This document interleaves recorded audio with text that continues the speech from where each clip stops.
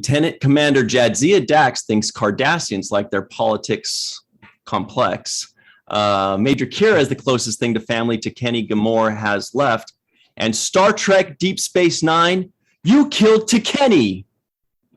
Hey everybody, and welcome to the Seventh Rule with Cirroc. Well, I think our first South Park reference there.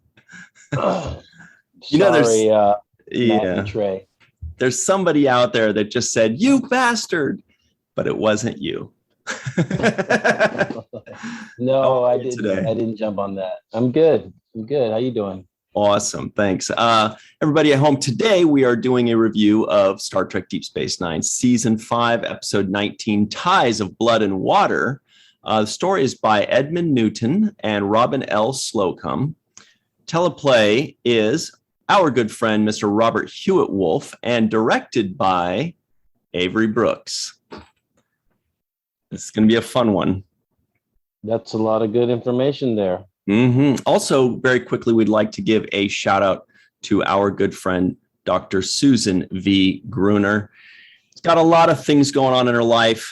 It's just such a maelstrom of things for everybody, but especially her right now. So we want to give a shout out to Dr. Sue. We love you, and we can't wait to see you back in the free-for-alls.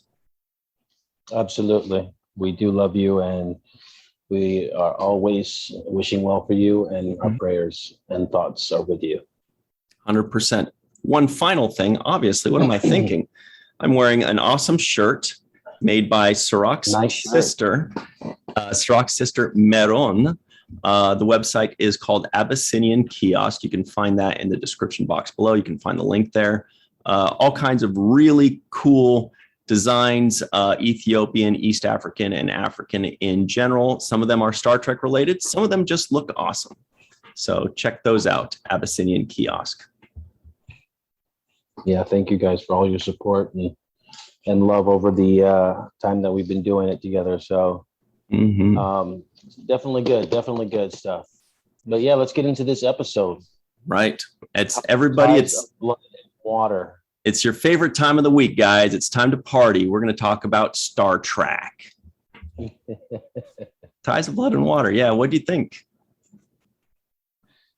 Well, my initial thought was kind of like a quarter to halfway through the episode. I was a little bit saying this episode is slow for me.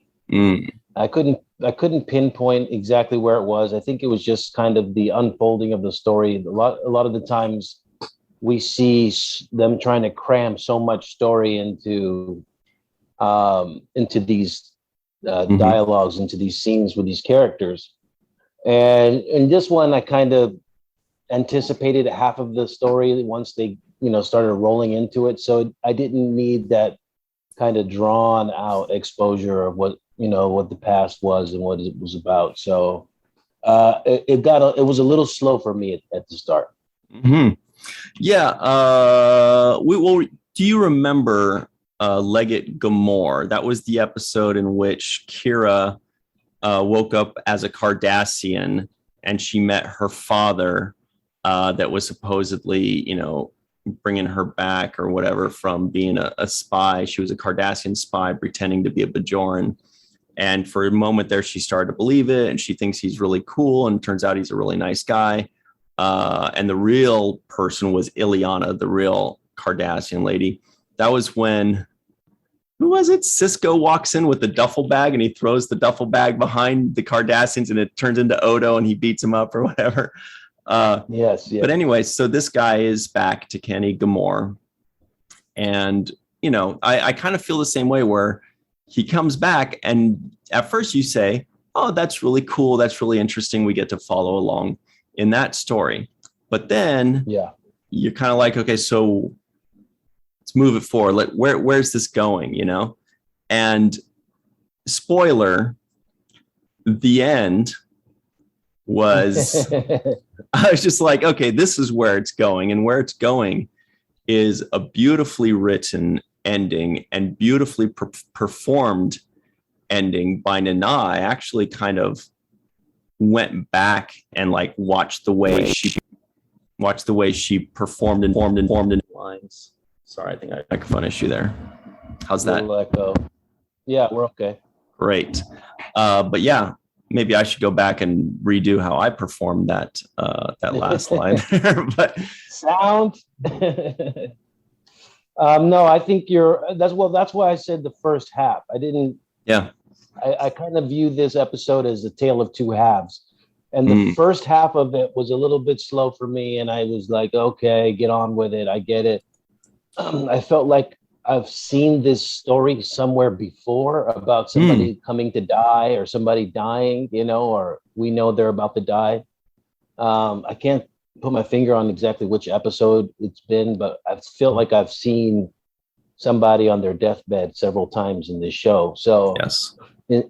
So in that regard, I wasn't exactly like, oh, wow, I'm blown away. This is kind of something that's been repeated. So they needed to get me on the hook a lot faster and with a kind of a different twist or introduce it with a, quicker and get to it.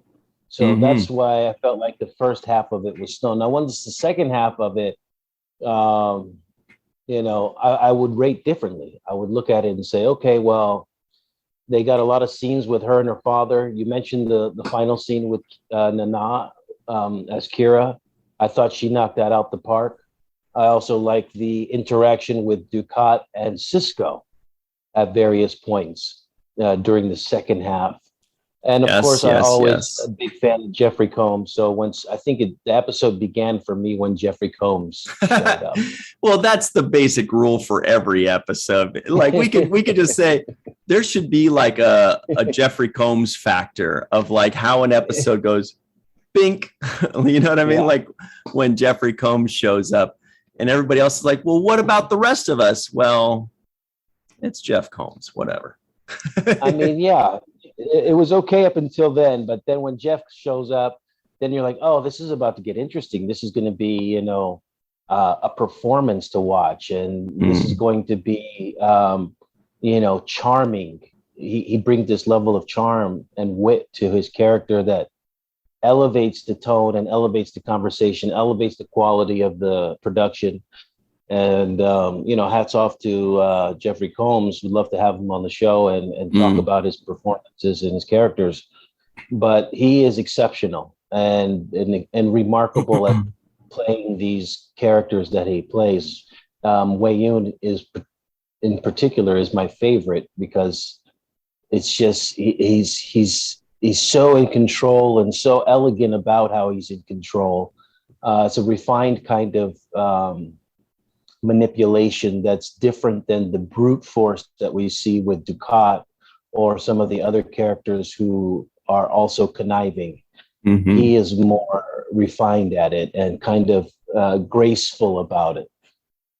And since we're moving into Wei Yun, to me that was almost like the subplot. It was almost like the B story, even though it was one main story, but it felt like because there was something that happened. I didn't remember when it was or where it was in Deep Space Nine, but there is a moment, and it happens in this episode, where we are explained why Wei Yun keeps coming back. Because as we all know, his first appearance, he dies. And the writers have gone on record saying, what the hell have we done? We killed a character that was played so interestingly by this Jeff Combs fella. And so they decided, here's a way to bring him back. And to me, that moment really created the Vorta, because we already kind of had an idea what they were and where they were going. And Jeff Combs, obviously, we know, took it to a different level. And then now they've created more of a story about cloning and about Wei Yun the fourth being killed. And this is Wei Yun the fifth. And there's just so much more depth to these aliens now that we've learned so much more. And I wondered, it seemed as though Jeff played Wei Yun number 5 differently than he played Wei Yun number 4 a little bit. Like this one was more jovial. This one was more excited to play games. He says, I love games, and he just, And I do wonder, and yeah, if we can get him on the show, we should ask him, did he deliberately try to change how he portrayed each Weyoun slightly differently? Same genetic makeup, but the experiences might have made a different type of person. I don't know. Did you catch any of that? I did catch a slight subtle difference in the way he played the character. And I thought that the line that explained the cloning was such a throwaway. It was like, it felt like a big, like, wow, this is big information here. And he threw it away very casually. Oh no. And which was great, which is great, because they explained away why we just saw a guy who's dead. It's kind of like, it's the opposite of what we saw with Shax in Lower Decks, right? It's like yes, it is the very opposite. Yeah, right. Where they beat it to death. They beat that thing to death, and they made the whole thing about it.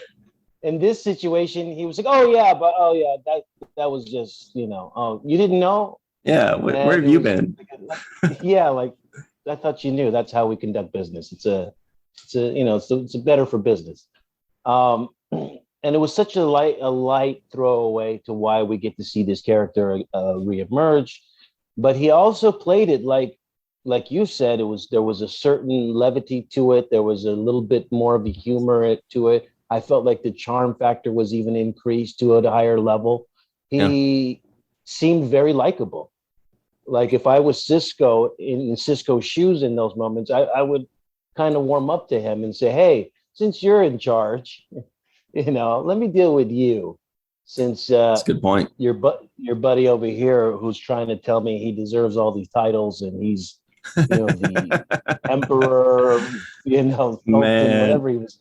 Sultan. I forgot the list, but then he even said emissary at one time. Really to rub it in on Sisko. Okay, well, since we're going there, I just happened to write that part down. When he says. Yes. Dukat says he prefers Gull. It's more hands-on than a legate, and it's less pretentious than the other alternatives. President, emperor, first minister, emissary, and I'm thinking, ooh, that's a burn right there. But Sisko goes, that's a burn. How about Dominion puppet? And I'm like, ooh, ouch. Yikes. I don't know if he's going to heal from that. Burst that bubble. Yeah, he said, don't get the big head over here. I'm going to remind you that I don't bow down to you the way you think everyone should. But then when he says Dominion puppet, then you see Weyoun come in and you think, well, he's a puppet for this guy or for these guys, right? Because they're in control at this point. The hierarchy, he answers to them, they answer to the founders, and and the way this thing is working. So I loved Combs' performance. I did feel a slight change, but they kind of explained it the way you see, like in the movie The Terminator, where the new T-1000 would come out, and then this was the new Terminator, and this is the new version, except that they all look the same. Mm-hmm. And so it was a brilliant play. With the limits of science fiction, which are boundless, you can play with those kinds of concepts, and you can also throw it away so casually as well, where it's it's like, come on, that's old news. Yeah. So yes, I believe the episode started for me. That's when I perked up when I saw Jeffrey Combs. I said, okay, all right, let me back on. Because I was doodling, and the first half I was like, come on, like I get it, the guy's dying, and this, and they kind of had the interplay with Bajorans and Cardassians played out before, like this kind of enemies but friends type of deal. Mm-hmm. They played that subject line when they played Dukat's daughter. And they, her being half Bajoran and the kind of relationship that he had with this woman. And so they touched upon how closely they've interacted before culturally. And it wasn't such a surprise because they've already delved into these kinds of subject matter.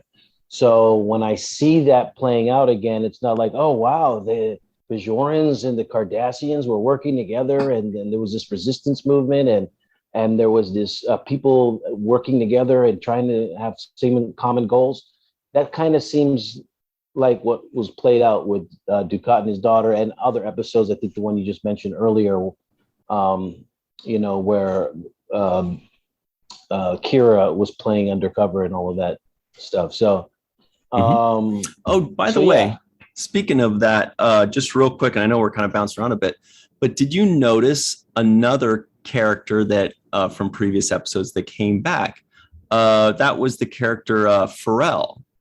He was in the flashbacks when Kira was remembering, and the big guy pulls in her father, and he's like, Kira, your dad or whatever.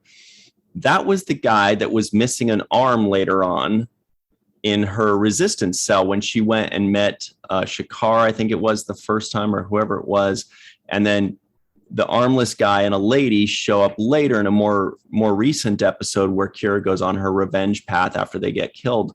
So it was nice to see this guy getting more work, even though he's been killed, but they can go on the past.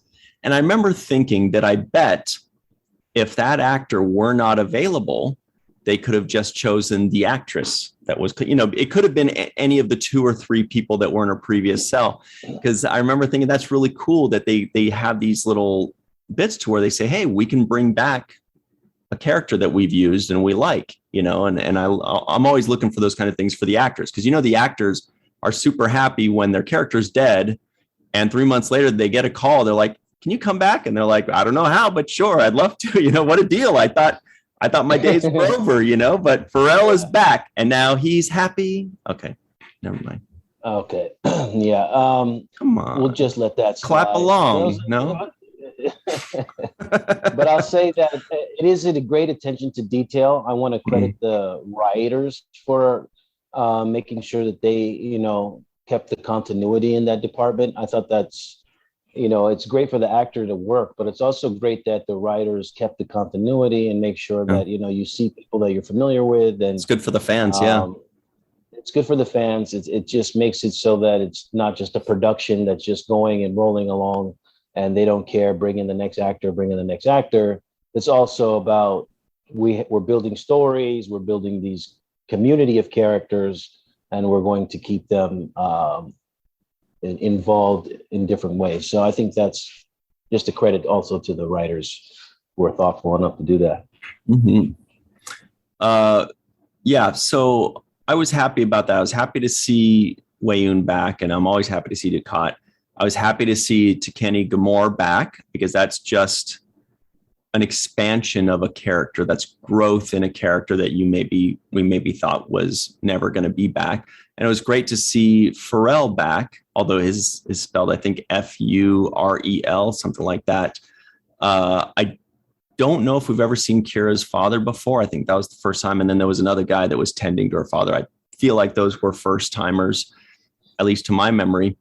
And when you were talking about, the Cardassians and Bajorans, and we've definitely explored that to death. And when you're talking about these other examples, the one that's popping in my head is when Kira was pulling the spike out of Dukat's butt. Remember? And they kind of had like a little rom-com moment, Oh yeah, that was. I'll never forget that one. Forever ingrained in my head. But I will say that when I first watched Star Trek Deep Space Nine back in the day, what I remember my feelings being way back in the day was, okay, I don't really care too much about the Bajoran lore and the Bajoran culture any more than I do any of the other aliens. And I remember thinking that Deep Space Nine explored the Bajoran stuff a lot. And it wasn't necessarily what I looked forward to. I looked forward to like the battles and the Dominion and all these kind of things. But now upon the rewatch, I really appreciate it much more. And I don't know if it's because I knew what to expect, or if it's just because, now I'm a different person than I was when I watched it, whatever it was 20 years ago. But now I really see the correlations. I mean, we get it. We understand what inspired these storylines and these angles, 25 years ago, and how they could have been written 200 years ago for things that happened hundreds of years ago. And they could be written today, because of the corollaries that there are still today. And I think a lot of that is what makes it stand the test of time for me. And I actually appreciate it more, but also because, for me personally, now I know a lot of these actors as friends, or at least as acquaintances. And it really blows me away how good they are. Really, before it would kind of, when I first watched it, it would begin and end with Gul Dukat and Wei Yun and Sisko as well, and then later on Nog really kind of stood out to me, and Dax, but then now as time goes on, I'm just like, dude, every one of them. Nana blows me away. Renee playing Odo blows me away. Everybody loves Max and Armin, you know what I mean? So maybe that's what it is. But anyway, it was just interesting to hear your thoughts on, another Bajoran thing, because I'm like, I've been there. Yeah, and I don't have any bias against the Bajoran story. It's just that I felt like this is a kind of a recycle of several different episodes. Interesting. Mixed in together. Even with Duet, we saw a lot of these kinds of topics coming out, right? And there was a lot of this back and forth between this is my point of view and this is your point of view. And in this case, unless I think the stakes should have been higher for me, I felt like if this Tekeni Lofton guy had nice. Very good. Very good. No, if this Tekeni guy, if he had some kind of secret knowledge about something that Dukat does not want anybody to know about, that will weaken his, image or whatever. Maybe it's a good thing. Maybe it's like something Dukat did that was actually good, right? Or, he did this, he saved these people, or he did this, whatever good act, or, he gave this person burial rights, or I don't know, whatever, something good that he did that he would be ashamed about being exposed. Mm-hmm. Then I would see the stakes a little bit higher. It just felt like the secrets he was giving up were just like, okay, I didn't see like any real, anything really there, because he's part of the resistance, so everybody else in the resistance knows some piece of this story too. It's not like he was a one-man mercenary out there and he's like, let me tell you what I found out while I was doing my Rambo thing. He was working with people, and there were people fighting alongside him, and so and she even refers to him going back to join the Cardassian resistance at some point and being the leader, right? She was initially, when he showed up, she's like, I'm going to plug you with these people, then, you'll fit in perfectly. You can be their leader, because they're continuing to fight, and he's like, I'm dying. And then, that shut that option down really quickly. And I feel like we kind of saw that coming, right? Because you've got to raise the stakes. Yeah. You got to make something pop up right away. And we do have to jump onto our break in just a second here, but everybody stick around, because Cirroc's got a lot more to say on this, I could tell. And I've got a lot, and I got to catch up with his Tekeni Lofton joke, like when he played music and he was Tekeni G, or what's his name? Tekeni Gamor, right? So his brother's name is Sodom, and if you eat him as a crispy snack, he's Gamor's. But anyway, wow, you got it, man. This guy's great. When you did the Tekeni Lofton, I was like, damn it, why didn't I think of that? That's too good. Anyway, so we'll be right back. We're going to talk about a lot of great stuff on the Seventh Rule. Hey everybody, welcome back to the Seventh Rule with Cirroc Lofton, the man, the myth, the legend. Very quickly, there were actually only a few trivioids for me today. This was a fairly easy one. Dax thinks Cardassians like their politics complex. Kira is the closest thing to family that Tekeni Gamor has left. Tekeni Gamor, actually, his name is Kenny G. Why didn't we think of that? Anyway, Kenny Gamor has Yaram Fell syndrome. Gul Dukat's most powerful enemy is Gul Trapar, the head of the Fourth Order. And of course, Star Trek Deep Space Nine. You killed Kenny. That was just one of the secrets that Gamor was telling. See, you were saying, what's the big deal about all his secrets? That's the big deal. Now we know Gul Dukat's most powerful enemy. Okay. I didn't even catch that. His most powerful. What was his name? Gul Trapar. And then he also said in relation to Gul Trapar that, I took a lot of notes on this one. Head of the Fourth Order. And that Trapar's aide is a man named Glenn Borvin, a political opportunist. So I guess that's NAMS for them. Non-appearance mentions, everybody. Anyway, sorry. So you were saying before the break? I was going to say that Bashir's hair looked really poofy when I first saw him on the screen. Like a Q-tip. Did you notice that? I did notice that. As soon as you mentioned Bashir's hair, yeah. A little poof. Because it was just extra, it was like higher up and had more like volume and puff to it. So I was thinking, I was like, wow, is this a hair change moment? Or is this just a different hairstylist? Or there was something to the hair, Bashir's hair. It slightly changed from what I remember it last. So that was my walk away from the first half of this episode. I was like, that's my only note. Okay, can we see your doodles, by the way? We got to have a moment here where we're looking at the Cirroc's doodles. This it's bad when this is a doodle, when you write this this right here. You make a little that's when that was me in the first half of this, drawing stop signs and stuff. So I wasn't overwhelmed in the beginning, but like I said, it started to pick up when Yoon popped in.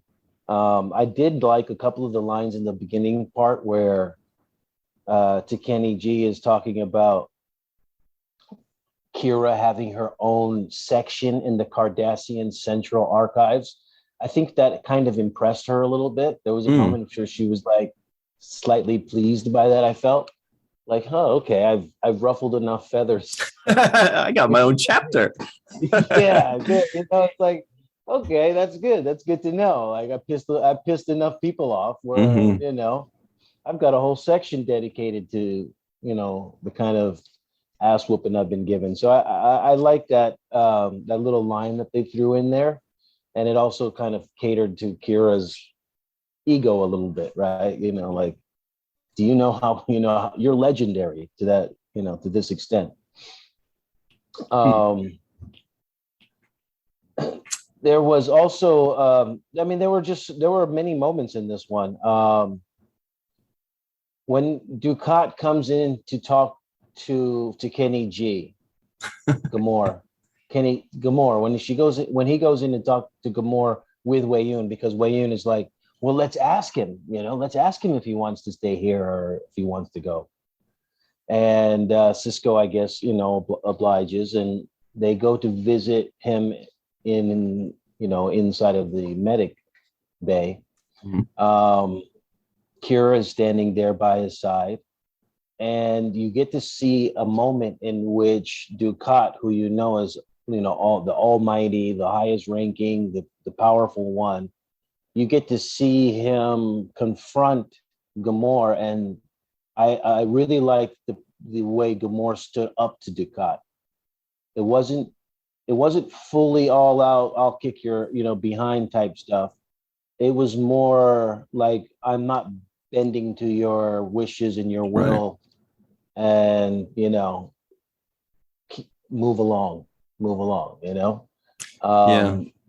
That was a big moment for me, and I liked the way Kira gave him a look. She was so pleased with that. She was so happy when she saw Gamor standing up and telling Dukat to go kick rocks. She kind of gave this one moment where she's like, I'm so proud of you right now. I love the way you just handled that. And it was a subtle moment. It just was maybe 2 seconds on camera, but it just let me know, wow, Nana is so fantastic at delivering these kind of accentuations and moments in her performance. She's so good at just giving you that unwritten, unspoken, just all facials and communicating the message that she wants to give. And I think in this particular moment, the pride that she had in Gamor, the way she was looking at Gamor and saying, you know, you are like my dad, you know, because you're fearless and you'll stand up to anybody the same way that I will. And you give Dukat just as much crap as I give him. So I think there was a moment there which was unspoken that really translated that kind of moment, that energy for me. Mm-hmm. You know, there are a lot of moments in this episode that Nana Visitor, our good friend playing Kira, delivered not just well, but my favorite thing, which is well and differently than I would have expected. You know, a lot of times, you know, I kind of find myself and catch myself studying other actors. And when they do something that's a little different than what I would have presumed or what I would naturally think is obvious if I were reading the script, you know, when you see the lines, you know, you usually kind of get an idea of how you want to deliver them. And a lot of times, you know, great actors do things differently and well. And one of those lines was when Kira, and I think maybe it's just because we're used to Kira being strong, but not just strong, but also kind of aggressive strength, you know, like anger, like fist pounding, you know. And in this episode, she was not fist pounding strong. She was, you know, a quiet, hurt strength, you know, which is harder to portray. And one of the lines that she delivered when Odo was asking her, I think it was Odo was asking her if she wants to, no, I think it was maybe Bashir, if she wanted to go talk to him or go visit him in his dying deathbed. And she says, I said no, don't ask me again. And the way she delivered that, I would have expected her to say, I said no, don't ask me again, like snapping at him. But she didn't. She did it very like, you know, lightly, but, you know, obviously with the strength that her character always had. And she just said, you know, don't ask me again. Like she doesn't need to yell. At this point, it's the 5th season. She doesn't need to yell. She doesn't need to pound her fist. She's just saying, don't ask me again. Anyway, obviously I'm not even going to try to deliver it the way that she did, but it was a different way. And I really liked it. And there were a few of those lines that she did, because this was, to me, the softest side of Kira that we've seen in 5 seasons. There was a lot, and the first half was a lot of big, beautiful, bright smiles and happiness. And she's so happy to see a Cardassian and loving him and just pride and joy. Then she's holding a baby.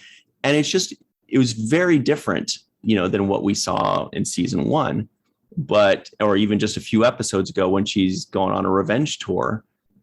But then the second half is the sad, you know, quiet strength that she had. Anyway, so I just thought that this is worth noting, that it's a very different side of Kira that we saw all episode long. Yeah, and just to highlight another kind of moment that, you know, stood out to me, the scene that I mentioned earlier where Dukat visits Gamor inside of the infirmary.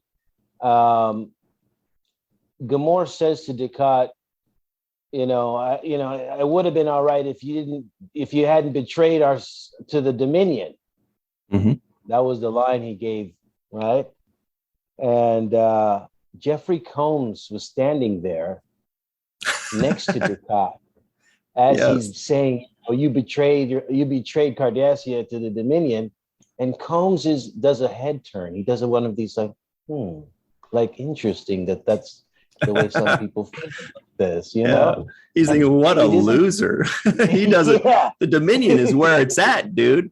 Get with it. And the look he gives and the way he tilts his head, he has no line in that moment. But I was just looking at Jeffrey Combs like, this guy's not delivering a line.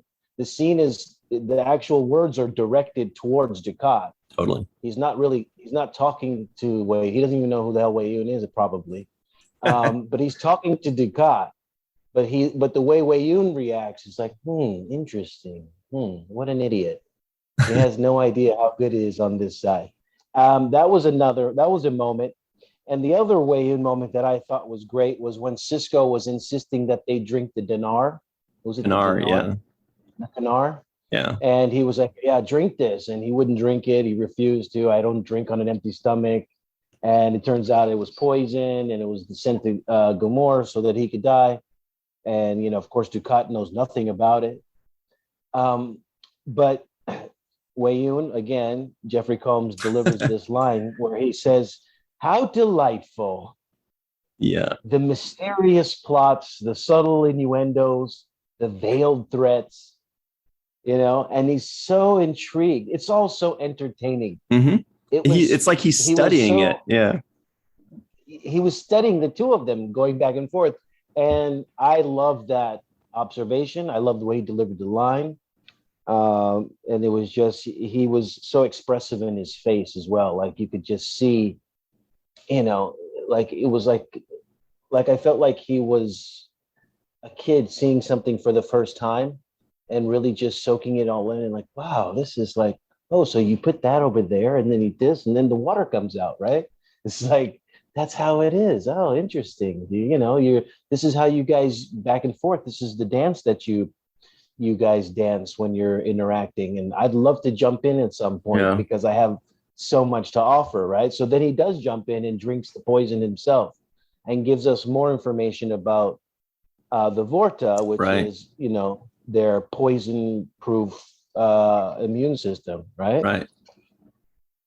Yeah. So another glorious performance, another subtle but very glorious performance. Yeah, it's really interesting to see that because it does, it does just make you love Wei Yun and Jeff Combs and the Vorta more when you see lines like this. And big shout out and kudos to Robert Hewitt Wolf, our good friend, for writing that line in that way, the one that you recited about, the innuendos and all that, because that is one that is so juicy that we like as fans, we like glom onto. We're like, ooh, that's yum, yum, yum, yum, yum. We just want to eat it up and rewind it a bunch of times because it's such a juicy line. It is because it tells the truth. And we like when people expose, what we're seeing in front of us and just tell it like it is, plain and simple. And I thought that's what he kind of pointed out so brilliantly in that line. Mm-hmm. Another great line, and there were some funny lines, obviously, like the one you're mentioning, and when he drinks the Kanar and the reaction from Dukat. I think Dukat just makes a noise. I think he just goes like, oh, or something like that. But another line that, really was delicious was when Dukat comes in. He says, Major, sorry to disturb you. And she says, sorry enough to leave. Bless you. And then the other line that was later in there was when Kira says to Dukat, you're really enjoying this. And he says, I must admit, I do get a certain perverse pleasure out of all this. And just the way he really emphasized perverse. I do get a certain perverse pleasure. Yeah. He did. He's so creepy when he wants to be. But I was going to talk about that same scene as well. Because in that scene, Kira throws her mug at it. Yeah. And it misses his head, right? And he stands there calmly, like, ooh, I like that, like, give me more, Give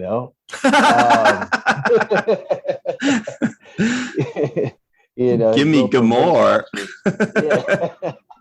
Yes, his perverse pleasures are being fulfilled. But she says to him in that moment, she says, I promise you, Ducat, I will make you pay for all of this one day. And his answer is, you talk about how people deliver lines. Yes. Maybe, but not today. That was his response. He twisted the maybe just enough where he put a little, spice on it, like maybe. That's a little reminiscent of Lord of the Rings line that is just such a glorious line, where, he's doing the speech of, he's saying there will be a time when the lineage of, it's right before a great battle, when the lineage of men will die, and when men are destroyed and the orcs take over and all this stuff. He says, but it is not this day, Right. Now I'm starting to think it might be Game of Thrones. I feel like it's what's his name in Lord of the Rings. So, but this episode of Deep Space Nine precedes that movie by a good few years. So yeah, it's just reminiscent. So we didn't steal that. Right. We didn't steal that from anybody, but no, there's, you mentioned Mr. Wolf, Mr. Robert Hewitt Wolf, these words, the way they phrase it, the dialogue, it brings a lot of this stuff to life. Now, they say they credited the story to Mr. Edmund Newton and Robin L. Slocum. Mm-hmm. Right. And we don't know like what elements of the story were, when they pitch these ideas, they might say, hey, yeah, we're bringing back Gamor, he's dying and he has these secrets to give. And it's a very general kind of overall view that they use and say, okay, you get credited for the story, we're going to use your idea. But somebody like Robert Hewitt Wolf has to take that very general thing and bring it to life with these scenes and, write out the dialogue so that we actually have something. And there were moments where, like you said, some of these speeches were really good and the dialogue was rich. I, for example, liked when Kira said, her father is this is the flashback scene where her father is on the deathbed and they're like, oh, we found the place, we're going to go attack. And she says, well, I'm coming with you. And they're like, well, what about your father? You got to stay here with him, right? Her answer was, they didn't shoot Gant's father. Like, Gant's coming with us, Ganton's going to come instead of you. Why don't you just stay here with your father? And her answer was, they didn't shoot Gant's father. They shot mine. Mm-hmm. Like, I'm going in there. And I thought, like, even just that one simple line, that is, that's powerful. That's something that somebody would actually say in the moment. Right. And that leads me to the next point, which is the end kind of gave us the point of the episode. I hope I put in my notes, which was Kira admitting that the reason she left when her dad was dying, it wasn't a mistake that, oh, I just happened to miss when he was dying. She's finally admitting to herself. She says, my father was my strength. I couldn't stand to see that strength slipping away. So I ran. And that's when whether she fully realizes it or she admits it to herself, but we definitely realized then, oh, it wasn't, happenstance. It's that she did not want to be there when her dad died, which is exactly why she decided to go see Gamor when he died, was to kind of make up for that thing. And that's what you kind of expect when there are constant flashbacks in an episode, that this episode is going to heal or right the wrong that was done in whatever the flashback is, that person lives at that moment and they need to address it in this moment. And I'm glad you highlighted that, because I think ultimately that's the big takeaway from this episode. And that's why I rate the second half of it differently than the first, because the second half is where we get these kinds of nuggets and these jewels inside of the performance.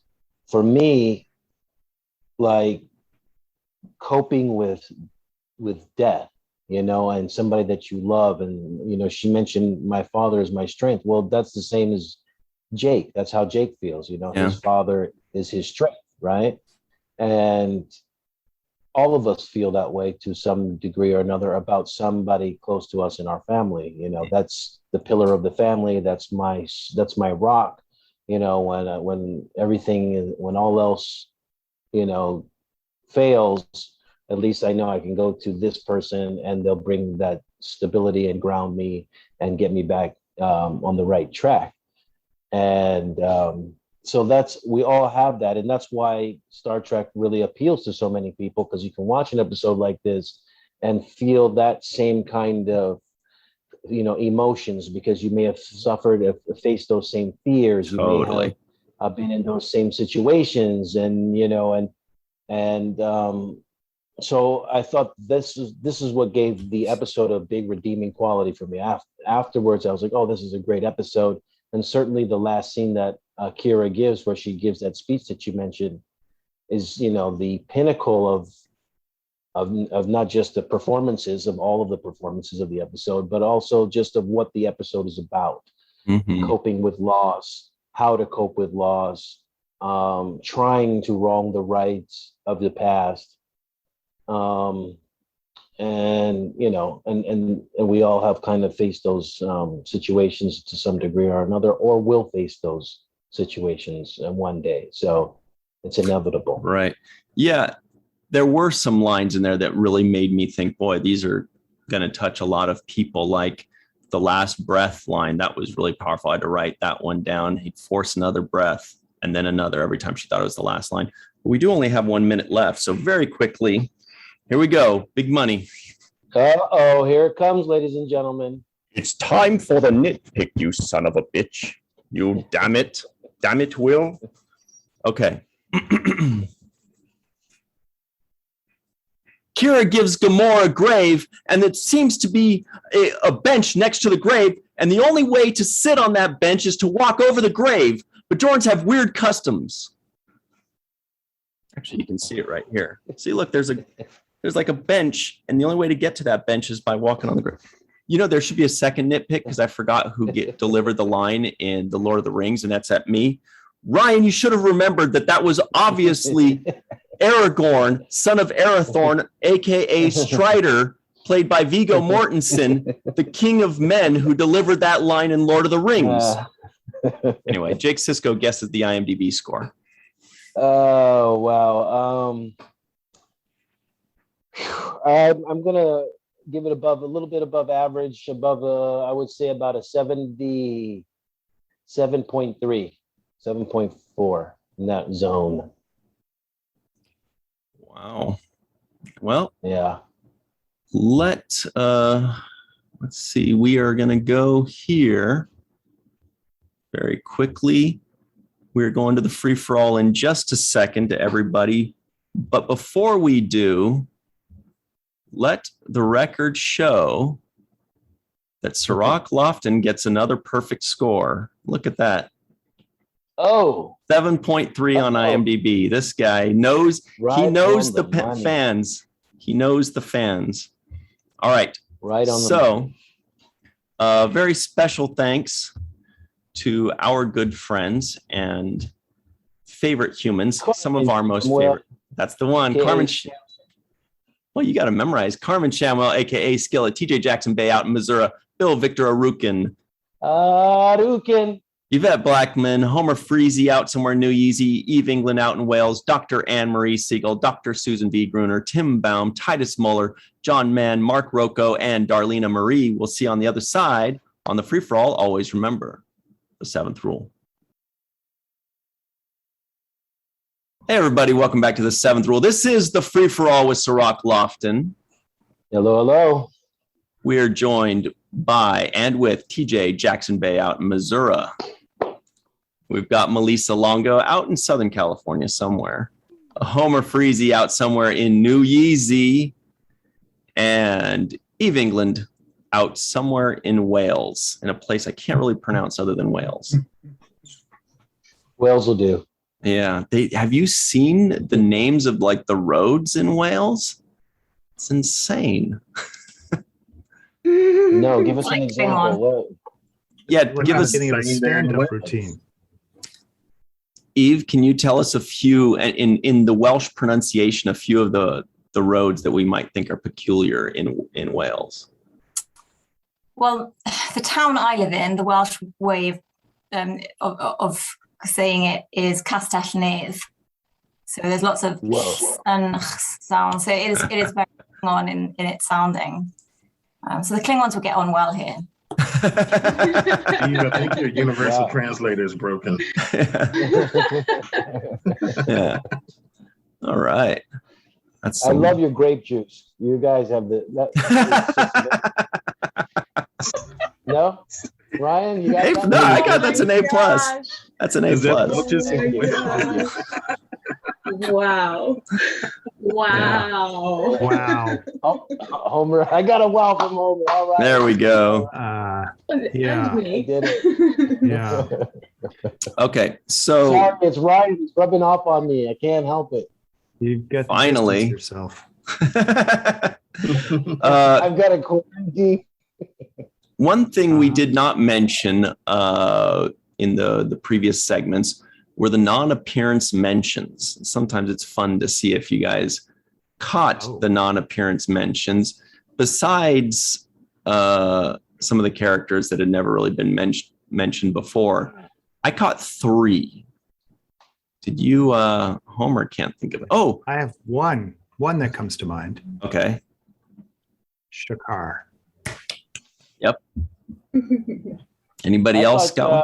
I thought Keiko was one. Right. Keiko. Well, the O'Briens together. The O'Brien. Well, mentioned. Well, no, but Miles was in one of the scenes, right? Just when he said, like at the very beginning, when he said something was hailing them, or the guy was arriving. Yeah. That was it. I think that was his only scene, though. Yeah. The other one, Yeah. I'm not really sure if it counts as a NAM, was Ileana, because she was mentioned before, but do we ever really get to know her? I don't know. But We've never met her. well, we never Never met met her. Cousin Gala until an episode or 2 ago, and he's I had know, like 6 but- or 7 NAMs. But there was the one Maquis episode where I said there is a non-appearance mention of the one guy, but you said we'd never met him.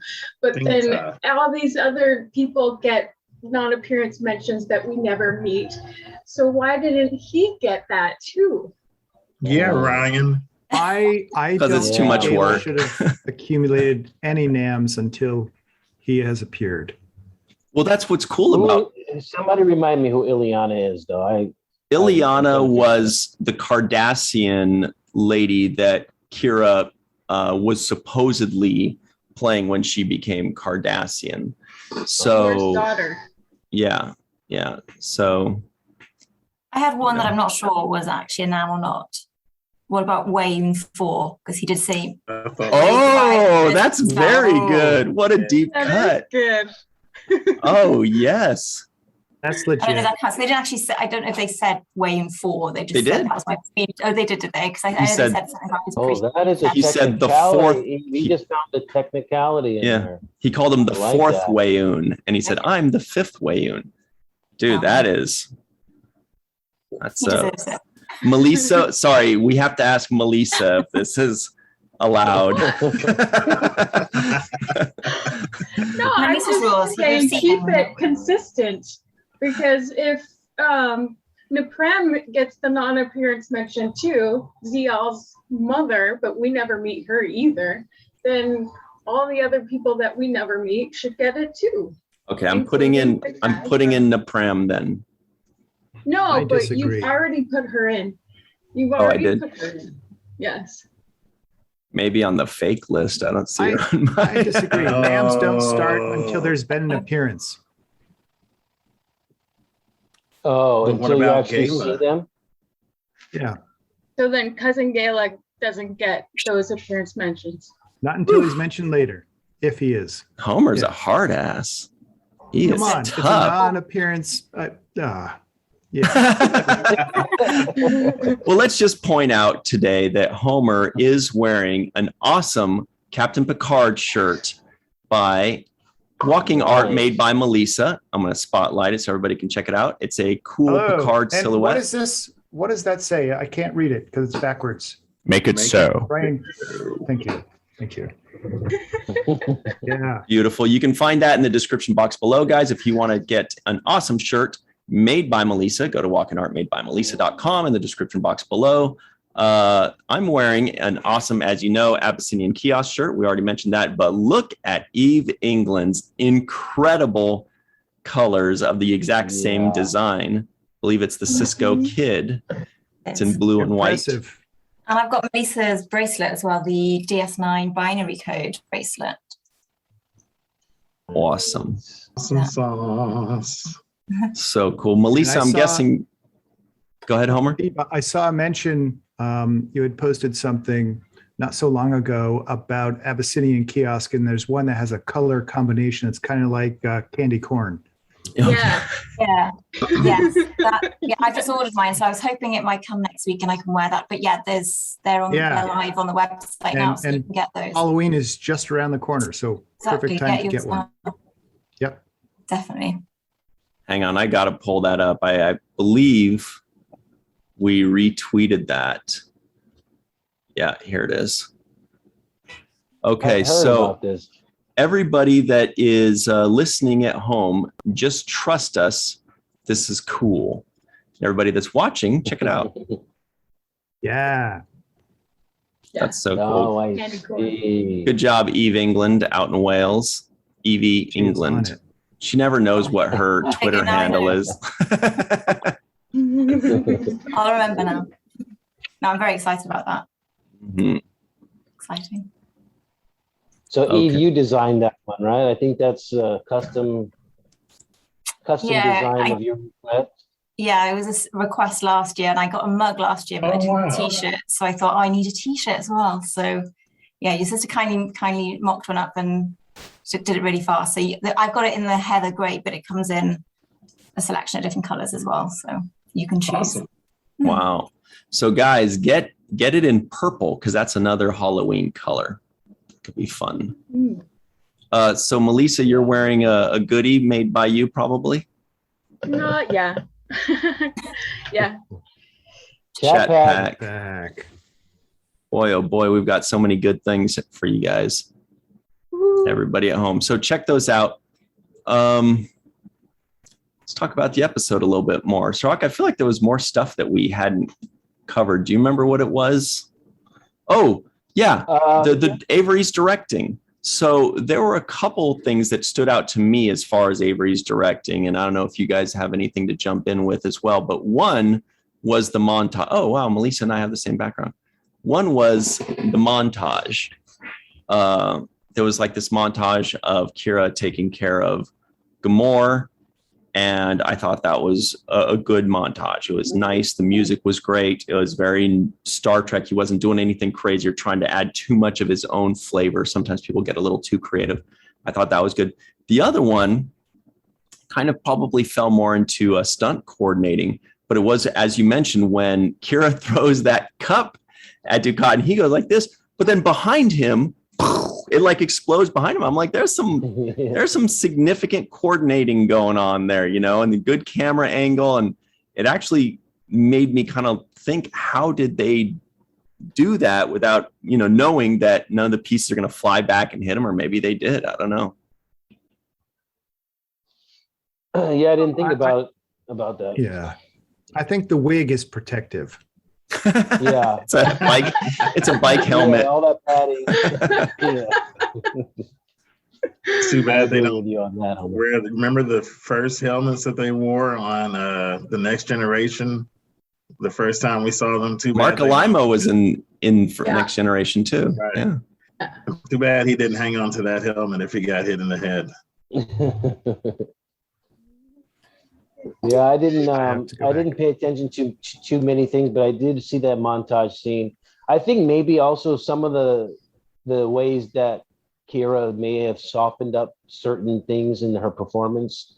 We talked about it a little bit. I think maybe that was probably drawn out of her in some way by Avery. I'm not saying this for sure, but I'm just, suggesting that it's possible that he may have asked her to go, softer in this way or a little bit different in this one way, because there were moments there that I felt like she looked exhausted, and she wasn't the fiery as fiery as she normally is. She was more like semi-defeated in some ways, and like, you know, like really going through this emotional challenge of trying to cope with all of this. So I did see a slightly different Kira than I normally am used to seeing.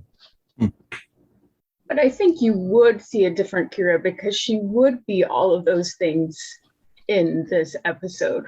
She's been she's been looking after somebody for more than 30 hours straight.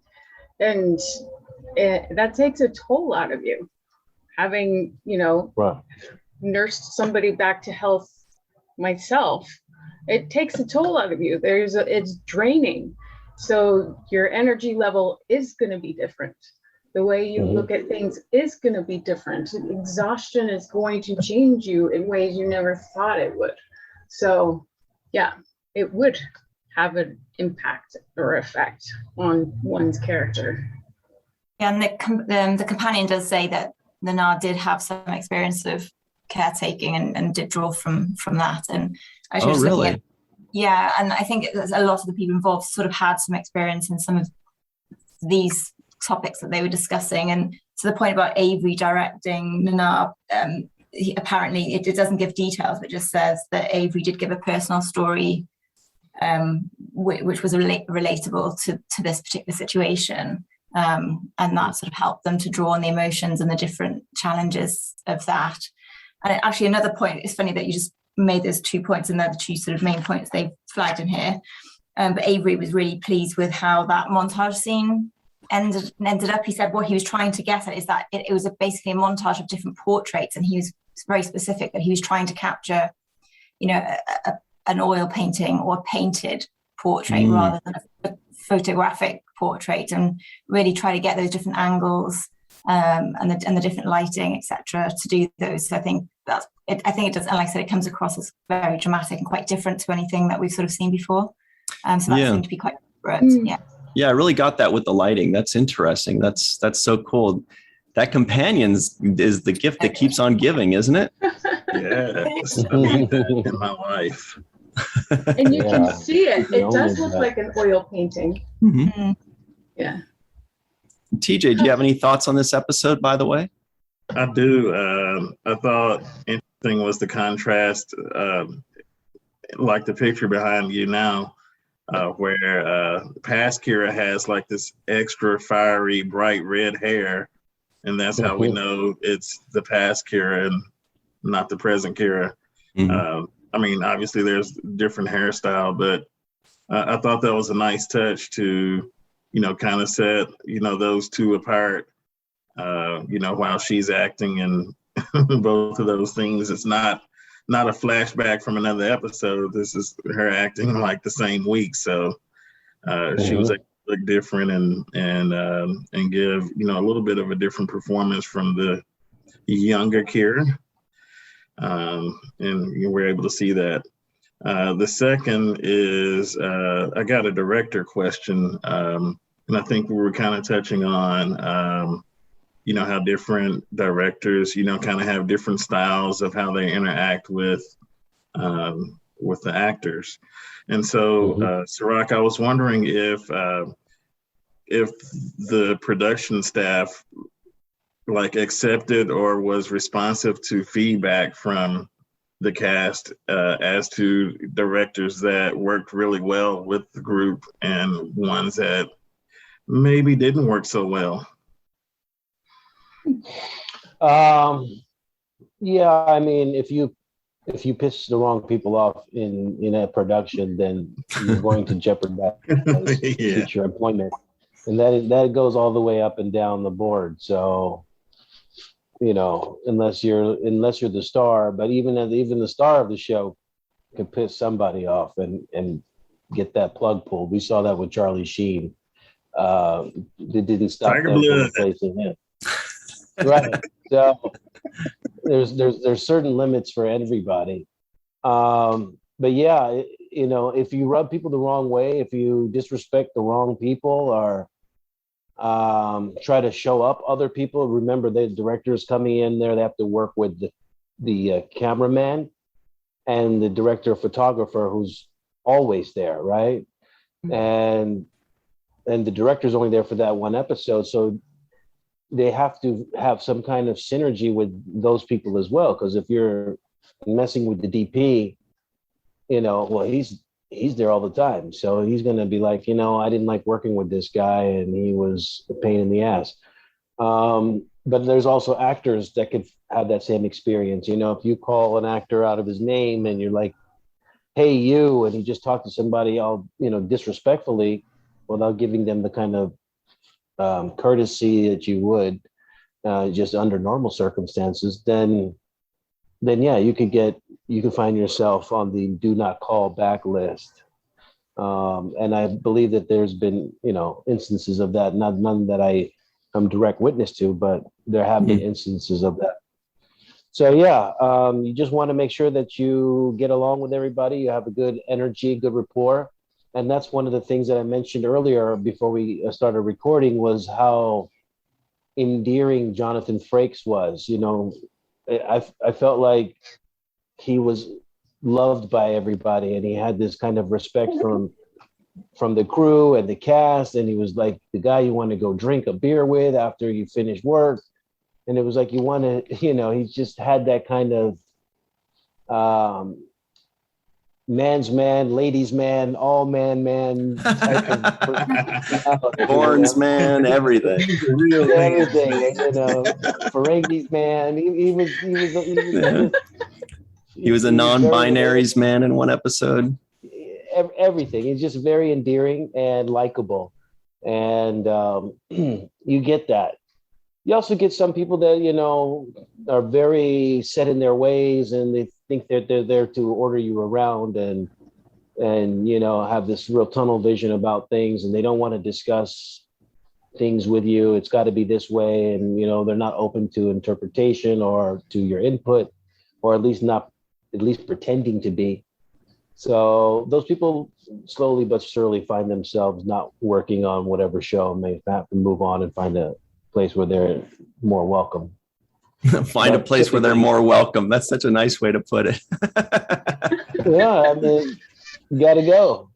But then there's also, like I was talking about with Avery, there's actors that have such an insight on, I'm glad that Eve, you brought up the fact that he was doing this portrait thing, because it kind of puts in context what kind of preparation is going on in Avery's head when he's reading this script and he's saying, okay, he's not thinking I'm just going to do a montage. He's like, I need famous portraits of moments and, I need to do research on these different things and I'm going to shoot it like this and light it like this. And so he's putting so much thought into these things. So when he does get to the set and share that personal story that you mentioned, that the companion talks about, he's coming from such a personal, intimate place. He's like, he's wed himself to the script in this very intimate way where he has visualized the shots.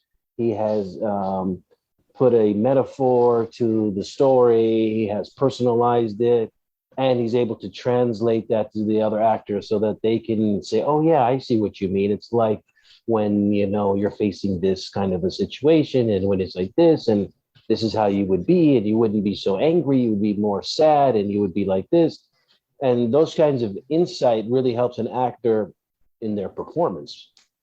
It just makes it a lot easier if I know, okay, this is what you're looking for. You're not looking for this, you're looking for more like this, and these are the reasons why. Then it makes it easier for me to understand if I can put it in that kind of a context. Okay. Yeah. That was your directing lesson of the day.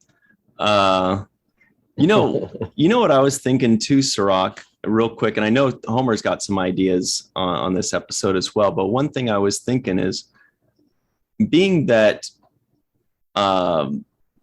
Avery was kind of like a father figure to you, especially on set, when it was a day that Avery Brooks, Mr. Brooks, is actually going to be the director, did you kind of have a little bit of a sense of pride, it's kind of sticking your chest out a little bit more? Because I feel like if I had a good friend on set with me all the time, or if I had a father figure or something, and then this week, that guy happens to be the director, I don't know, I just kind of feel like, all right, this is going to be a good week. This is going to be a fun week. Remember, you put some respect on that, guys. Mr. Brooks is, remember, is that coffee warm? All right. Was there any of that, or was it just kind of business as usual? No, it wasn't business as usual. What it was is more so than just like I'm feeling relaxed and I can, kick my feet up.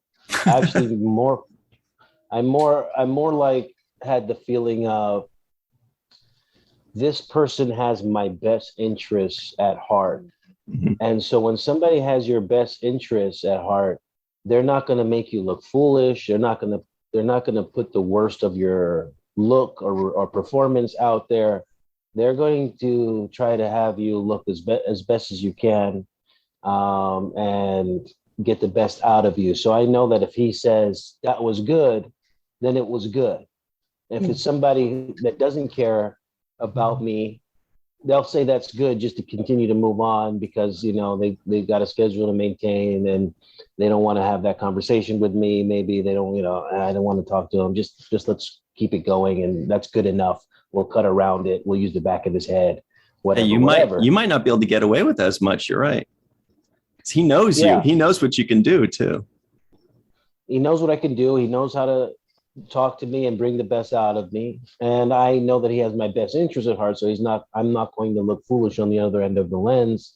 It's not going to be an angle up my nose or, some weird, thing that makes me look, you know what I mean?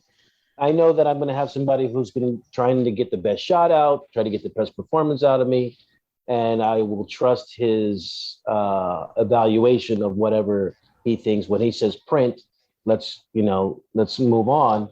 Then I trust that he got what he needed, and it's going to make me look as good as possible. So that gives you the confidence. It's more of a confident thing than it is an arrogant thing. It's about, I have somebody who's looking out for me on the other end of that camera, who's watching the monitor and making sure I didn't blip anything, or my facial expression wasn't right, or I'm supposed to be crying, but it looked like I was laughing.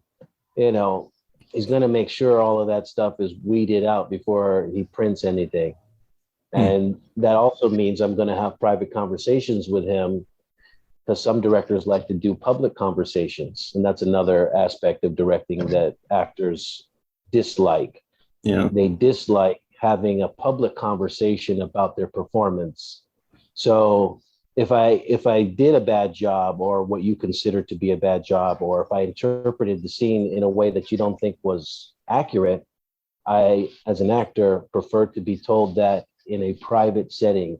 Take me to the side, and the director have a one-on-one conversation with you and say, I was looking at it and, I think you're playing it this way. I'd rather you play it more like this, and not so much, smiling in the beginning, because don't forget, this is what happened and you're playing it like this. Once you give me that kind of feedback on the side in private, I can take that information, I can take those notes and make the adjustment.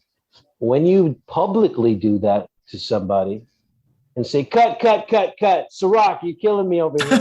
No, don't do that. Yeah. No, rule number one is never call somebody out publicly, because, you just don't want to, embarrass the person, unless it's Marie Segal showing up late right now. I think we just admitted her in. Who knows if her technology is going to let her in, but I was trying to time that perfectly, but it didn't work. She's struggling to get in, I guess. She was supposed to pop in right there. You're killing me over here. Please deliver your line a little bit later. You're coming in too early. Back to the top. Yeah, that's rule number one of comedy. Sometimes directors do that. They'll do that, and they'll leave you. They'll kind of embarrass you in front of a room full of people that are your colleagues that you're working with every day, and nobody wants to be embarrassed in any working situation or in any situation in general. Well, especially because acting is such an intimate work, so it's really personal when you're performing something. So to be called out publicly like that it would be embarrassing for anybody. And that's not right. It's not right. It's not right. Yeah. And there are directors that have done that and do that. And, sometimes it means it's the end of their days, depending on who they do it to, right? Oh, yeah. But there are directors that will publicly call you out and say, oh, that, I didn't believe you and this and that, and just really rip you a new one. And that's not fair to the actor. You should always take them to the side, have that conversation with them in private, until you have reached the self-sealing stem bolt level of public scrutiny. Then you deserve to be publicly scrutinized. Then it's okay. Because I've already given you 15 chances. And I've had 15 of those conversations with you, and you're not doing it. Now you're pissing me off, and I got to throw something or make a scene. And then you'll get it maybe. So, but no, there's certainly exceptions to the rules, but for the most part, that's the best way. That's directorial etiquette. So sometimes you have to make a scene to make a scene. Very nice. Sometimes you have to make a scene. Very good. Let's write Very that good. down. TJism. Homer, do you have any That's a thoughts very on good one. today's episode? I do. I do. A couple of observations, actually. And one of them I forgot. So this is going to be the more obscure, less relevant one. And I don't know if this was the director or if this was the actor, but Gamor on his bed there, and we're cutting back to him and his illness has progressed. And there's this close-up scene of him, and there's this spittle connecting his top teeth and bottom teeth together. I'm like, whoa. First off, I don't know why I even noticed that, but I did. And then I'm like, how did they have that there for so long? Because it was there for like 5 seconds. It seemed like forever. It's like, okay, that's either commitment or that's directing. I'd be curious to know, like, hey, who said you should have that spittle there like that? Did you do that? I don't even know what you call it. A saliva strip? Ooh, Yeah, Good. a friend. Spittle. Did anybody else notice Yeah. that? yeah. See, I watch for I different. didn't notice it, but what does the companion say about that spittle? So I have the companion as well, and it did not mention It's it. that level of detail, sadly. No, so No. we'll never know. We'll Okay. never know. No Nothing. mention of the spittle. No. No, I have no idea. I think that was probably a naturally, my guess is that it's a naturally occurring thing and it just worked well with the scene. I don't think they put that much Yeah. attention to detail. How is the lighting Today on on the it? seventh rule, we talk spit. I think they could have done a better job lighting it, to be honest. Hmm. Yeah. I think it could have glistened more. Spittle, taste the rainbow, right? Yeah. Yeah. Could have been Oh, wow. something. Yeah, there could have been like this. Listening. Mhm. There was something else. Maybe it'll come to me, but I promise you, it's not on the same level as spittle. Okay. Anne Good Marie, job. your thoughts on spittle? Speechless. That's a no. Yeah. No, that's a no on that. There was a moment there where Quark tries to sell Kira on some drinks. Mhm. I think he says Frosty Bajoran Ale, Black Hole, right? He's like, you want one of those? And he can see, she's like, I'm exhausted, I'm tired. And I like the way he was like, yeah, warm Enyaq's milk. Yeah. Right? I think that's what he was talking about. Mhm. But it was a small moment, but I liked it. He was like, you'll get a good night's sleep. It was like, instead of giving her a shot of tequila, maybe she needs some Pepto-Bismol or something. It's like it was like the good side of his bartending skills, as opposed to his, the bad side of him trying to upsell and get you wasted so you can keep buying drinks. It was like he knew what she needed at that moment, and he was like, "You need some Enyaq's milk. That'll put you to sleep, and it'll be good. You have a good night's sleep." I like that. It was a small thing, but I like Cork's thoughtfulness in that moment. Enyaq's milk can be found in Iceland, right? What were you saying, Melissa? Thank you, Eve. Did you get that one, Eve? Get that. Yeah. Thank you. That's a music joke. That was a courtesy laugh. That's all. Yeah. That was very nice of you. Very nice of you. Thank you. Don't encourage him. Sorry, Melissa. No, I was gonna say, it was a great character moment to show, for Quark. It was a small moment, but it showed that he really knows how to read people. He's very good at his job, and he knows how to read people and what they need when they need it. It was subtle, but powerful to me anyway, too. Mm-hmm. So. Yep. Service industry, anticipate needs. Yep. And maybe you guys can tell me, because it's slipping out of my mind. Was it the Enyaq's milk mug that Kira eventually threw at Ducat's head? No, it's like Steve's our mug expert. It was like a teacup or something, wasn't it? Okay. It was a teacup. Was it short and stout? It was. Oh, boy. Very nice. Oh, wow. Very nice. He was gonna pour him out. I earned a reaction from Homer. Yep. Anne-Marie, do you have any thoughts on this episode? Oh, it's amazing. Shocking. What did you rate it on IMDb? 10. 11. 11. 10. I love this one. Yeah. All right. So we got to go in a minute. Homer, did you happen to remember the other thing you wanted to say about this episode? I did not, but actually I'll mention this even so. I was struck by the overhead view of Gamora on his cot or on his bed, and then Kira there. And I think in the companion, it talks about that would be the viewpoint that he would have if you're picturing himself kind of like on his deathbed and like people are visiting him, a view from above. And I thought that was really well put together. Yeah. Interesting. All right. Well, I think that's about it for us. We do have to run. We've got a special mission for TJ coming up in just a moment. But before we go, we want to give a special thanks to Melissa, Homer, Eve, TJ, and Anne-Marie, finally, for joining us today and having some fun with us. It was a good time. And Cirroc, you gave us a lot of really cool director insights. That was a good time. Oh, yeah. Even though I've never directed an episode.